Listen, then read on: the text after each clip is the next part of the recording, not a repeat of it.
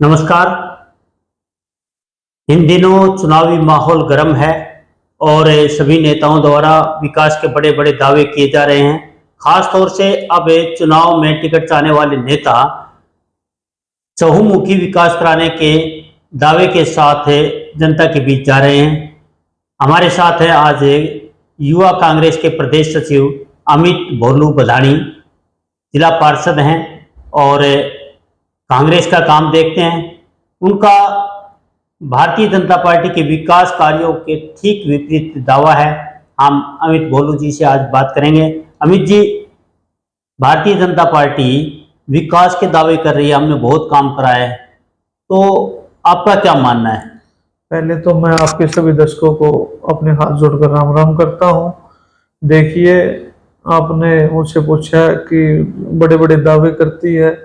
हमने तो मुहिम चला रखी है। हमारे नेता चौधरी भूपेंद्र सिंह हुड्डा जी ने, दीपेंद्र सिंह हुड्डा जी ने हिसाब मांगने की, इनसे 10 साल का हिसाब मांग रहे हैं। और कुछ दिन पहले इन्होंने झज्जर में आके काम भी गिनवाने का काम किया। शरेआम उनमें सारी बातें झूठे बोली गई है नायब सैनी की तरफ से। उन्होंने झज्जर के बस स्टैंड की बात की कि हमने बनवाया है। ये चौधरी भूपेंद्र सिंह हुड्डा ने झज्जर का बस स्टैंड बनवाने का काम किया था। और जैसे अब रोड की बताई, झूठी घोषणाएं की हैं, नहीं तो अब से पहले काम चालू हो जाता है। इन्होंने बादल रोड की बताई। उन्होंने यहाँ पे देखा हुआ आपने, पिछले 3 महीने से हमने धरना प्रदर्शन किया। वहां पर भी हमने पंचायत को बुलाने का काम किया। तीनों जो भी मतलब जेजेपी के संजय भाई साहब भी थे, कुलदीप जी भी थे, ओम प्रकाश धनखड़ जी को बुलाने का, वहां पे भी छुपने का काम किया धनखड़ साहब ने। हमारी जो 24 की पंचायत हुई उसमें भी आए नहीं। तो हम नहीं मानते कि इन्होंने हमारे हरियाणा का कोई काम किया हो। आप जिला पार्षद हैं, जिला परिषद को तो अतिरिक्त अधिकार भी दिए हैं अभी मुख्यमंत्री जी ने, और कार्यों के लिए ग्रांट भी आती होगी। गांव का विकास के तो आप भी जिम्मेवार है ना? देखिए, छठे महीने में, जून के महीने में हमारी जिला परिषद में 2.5 करोड़ रुपए देने का काम किया था। और हमारा इतना कमजोर जिला पार्षद का, जो जिला परिषद का चेयरमैन है, वो इतना कमजोर है, मीटिंग भी नहीं बुला पाया। जब हमने उनको सबने पार्षदों ने प्रेशर डाला तो उन्होंने मीटिंग बुलाई 10 तारीख को। 10 से 9 तारीख को बुलाई थी, 10 तारीख को अगस्त में, 7वें महीने में, 7 जुलाई में जी। हमने जब जबरदस्ती की, जब उन्होंने मीटिंग बुलाई, और 9वें महीने में आचार संहिता लगी है 16 तारीख को। मीटिंग बुलाने के बाद हमारे काम लिए गए। उसमें तो किसी की भी जरूरत नहीं होती, क्योंकि चेयरमैन की पावर होती है पैसे को वितरण करना। मैं पूछना चाहता हूं चेयरमैन साहब से, क्या 2.5 करोड़ रुपए आए? क्या आपने किसी काम को सेक्शन किया? उसके बाद उनको भी छोड़ दो, फिर दोबारा हमारी जिला परिषद में 2 करोड़ 83 लाख रुपया 1 तारीख को आए 9वें महीने में। बिल्कुल, हमने जब जबरदस्ती की तो दोबारा फिर मीटिंग बुलाई। मीटिंग की चिट्ठी कब भेजी गई है? जिस दिन आचार संहिता लग गई।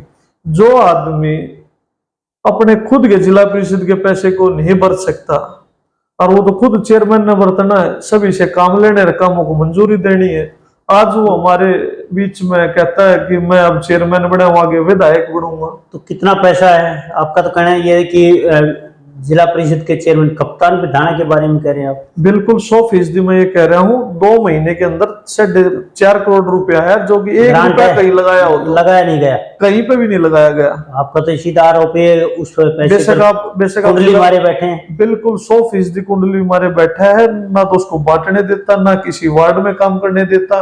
और ये कहीं तो कहीं हम ये तो माने किसी पार्षद भाई के में, बेशक वो बीजेपी समर्थक पार्षद हो, बेशक जेजेपी के चेयरमैन वो इस चेयरमैन हो, किसी को भी नहीं देता। कई बार ऐसा है पार्टियों की विचारधारा विपरीत होती है। आप कांग्रेस से हैं, वो बीजेपी से जुड़े हैं, संतोष, उसी के कारण तो आरोप नहीं है। कहीं तो हमारा दिल खुश हो कि भाई हमारे जिले में काम करने का काम किया, कहीं पे भी 1 पैसा लगाने का काम किया हो 5 करोड़ में से, तो आप पूछ सकते हो। मैं चैलेंज करता हूँ इस बात का।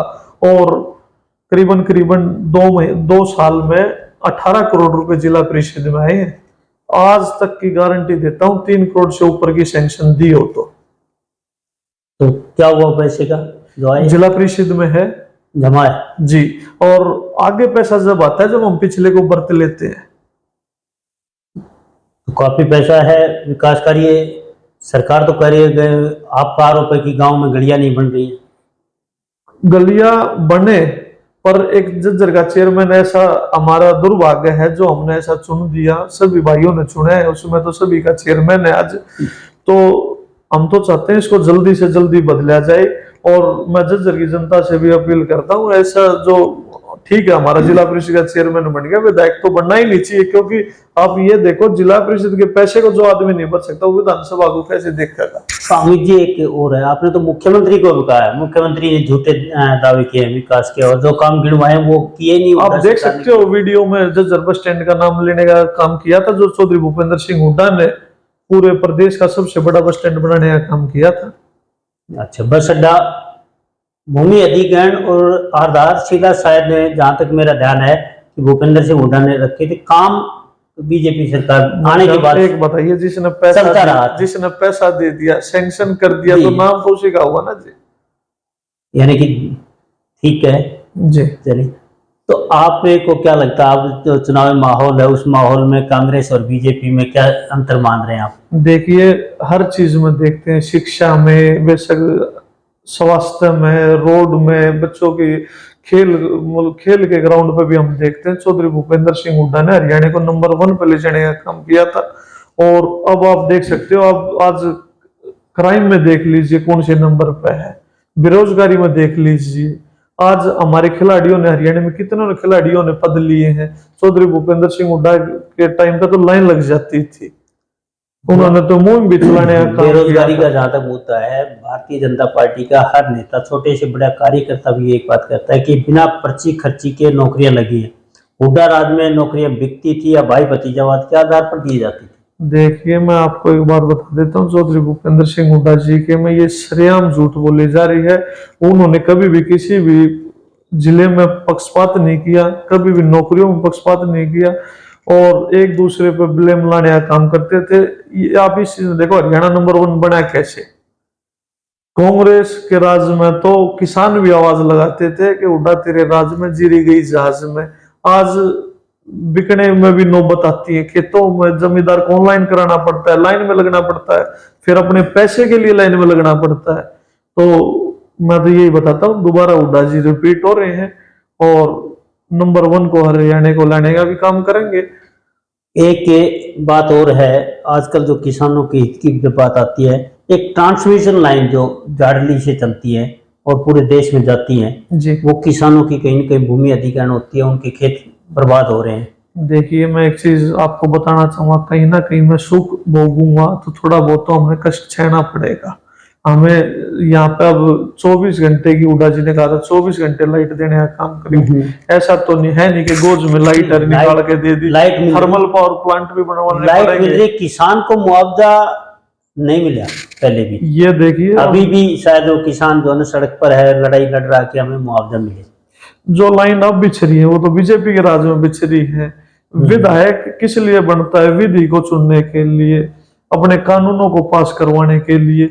तो ऐसे ये रखवाड़े हैं किसानों के, तो इन्होंने अपना अब 10 साल का इनके पास समय था, इन्होंने अपना पास करके इनको मुआवजा देना चाहिए था।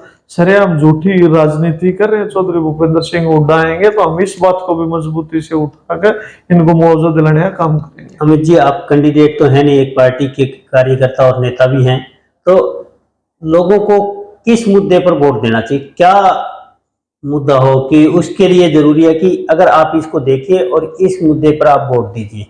मुझे तो सबसे अच्छी बात तो ये लगी जो हुड्डा साहब ने खेल के मैदान में जो पद लाओ पदक पाओ, पदक लाओ पद पाओ, सबसे अच्छी नीति ये थी। शिक्षा में मैंने देखा है हर जिले में ITI बनाने का काम किया है, यूनिवर्सिटी बनाने का काम किया है, और रोजगार में भी नंबर 1 था। इतनी बेरोजगारी, इतना आपने देखा हुआ, नशे में डूबता जा रहा है युवा, तो चौधरी भूपेंद्र सिंह हुड्डा आएंगे और हर समाज को बराबर लेकर चलने का काम करेंगे। बुजुर्गों को, नौजवानों को, सबको बराबर ले जाके सबको रोजगार देने का काम करेंगे। ये थे अमित भोलू, जिला पार्षद जज्जर। अमित जी का खास तौर से भारतीय जनता पार्टी द्वारा जो विकास के दावे किए जा रहे हैं उनसे ये खिन्न है, और मुख्यमंत्री द्वारा जो बस अड्डा और अन्य विकास कार्य गिनवाए गए उनको ये भूपेंद्र सिंह हुड्डा की देन बता रहे हैं। इनका कहना है कि विकास के मुद्दे पर वोट मिले। जहां तक बेरोजगारी की बात है, हरियाणा प्रदेश से देश के लाखों मजदूरों का पेट भरता है, लेकिन इनका कहना है कि हरियाणा में अब बेरोजगारी बढ़ी है। पिछले 10 सालों में यहाँ का युवा बेरोजगार हो गया। नमस्कार।